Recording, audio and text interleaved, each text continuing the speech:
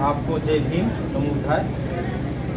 हम जानकारी लेना चाहते हैं, आज आपके द्वारा यहाँ पर भगवान बुद्ध और बाबा साहब की प्रतिमा स्थापित की गई थी, जिसका अनावरण पूज्य बनते देवेंद्र महातेरो जी श्रावस्ती से आकर के इसका अनावरण किए हैं। और कैसे ये ख्याल आया कि हमें एक बौद्ध विहार बनाना चाहिए और धर्म के रास्ते चलना चाहिए, ये कहाँ से कैसे आपको विचार आया? क्योंकि हम पे आप तमाम लोग चल ही रहे हैं, ऐसा नहीं है, लेकिन हम आपके विचार जानना चाहते हैं। सबसे पहले आपका स्वागत है। बोलिए। ऐसा है, हम कोई बहुत बड़े पैसे वाले या लेकिन आते जाते हमने गाँव में देखा कि हर जगह सरकार ने अम्बेडकर पार्क दिया, लेकिन वहाँ हमारी भोली भाली जनता गरीब के नाते वहाँ अच्छी मूर्तियाँ या छोटी सी मूर्ति रख करके वो काम चला ले रहा है, या उसमें कोई लहसुन बो रहा है, कोई धनिया बो रहा है, उसका बाँट बंटवारा कर दिया। ये सब देख करके हमारे मन में आया कि इस जवार में कोई भी अच्छी नाम है बौद्ध विहार, तो बच्चों से राय लेकर के मैंने इसका शिलान्यास और मैंने सोचा ये बनवा करके इसको अपने भाइयों को मैं समर्पित करूँगा, इसकी पूजा पाठ करें, क्योंकि हम लोग यहाँ रहते नहीं, लेकिन पूरी जनता को, यहाँ के गांव के लोगों को समर्पित किया हुआ है और इसकी सेवा इसको आगे बढ़ाते रहूँगा।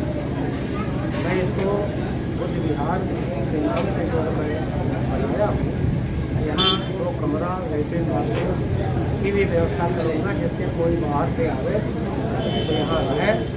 कोई उपासक या भिक्षु आप उनके निवास स्थान भी बनाने का आपका?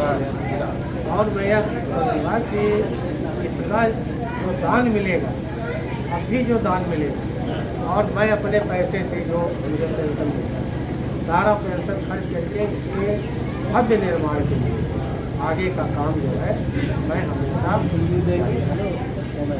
लेकिन जैसे और भी जैसे हिंदू धर्म है और तमाम धर्म है, फिर आपको ये विचार कैसे आया? ये थोड़ा सा कब आप ख्याल आया कि इस धर्म की तरफ जाना चाहिए? विचार तो कब आया जब देखा जा रहा है कि सारे लोगों को, हमारे बड़े बड़े लोग, यहाँ तक कि जो है राष्ट्रपति यदि मंदिर में जाते हैं तो मंदिर को धुलाई किया जाता है, गंगा जल से धुलाई करते हैं। तो यही खेद आया है कि ऐसे भगवान की पूजा की जाए जहाँ कोई किसी के लिए पाबंदी नहीं, वो चीज़ ना हो, ऊँच नीच का कोई भेदभाव ना हो, वहाँ सारे लोग जाएं, अपनी आस्था क्या करें, ये मनाएं। इसका निर्माण कब चालू हुआ, कितना समय लगा बंद?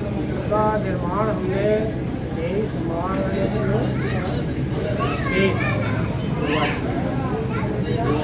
मार्च 2023, आज 12 मार्च 2025 है, यानी बहुत कम समय में आपने बहुत भव्य तरीके से आपने बनवाया जो है।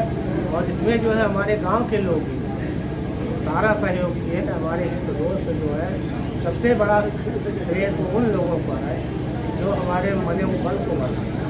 यहाँ मैं आता था, बैठता था और बैठने के बाद गांव के लोग आते थे, ये नल का पाइप नहीं है, तो ये टोटी नहीं है, तो ये है, सारा सामान ये लोग बैठे बैठे इंतजाम करके इसका निर्माण। अच्छा, पूरा गांव का सहयोग मिला है, छोटे बड़े सबका मिला है। सबका सहयोग है।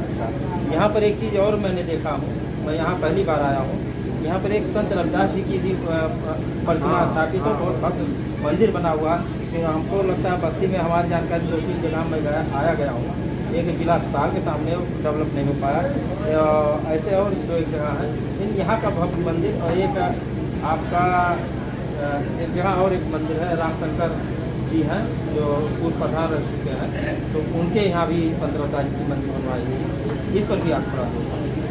हाँ, इस पर कुछ ज़्यादा नहीं बोलना है। हमारे यहाँ एक बुद्धदास जी है और राम पारस दास, और एक रामाश्रय दास मर गए। ये दो लोग मिल करके चंदा जुटा करके और इसको धीरे धीरे कई साल में इसका चंदा, जब मूर्ति बनके तैयार हुआ तब ये हुआ कि अब मूर्ति कहाँ की आई, मंदिर तो तैयार है। तो मैंने कहा घबराइए नहीं, मूर्ति काल को बुलाइए, जितना पैसा लगेगा हम मैं दे देंगे। और मैंने पैसा वो 10,000 मांगा था, लेकिन साल भर में मूर्ति बनाया और 12,000।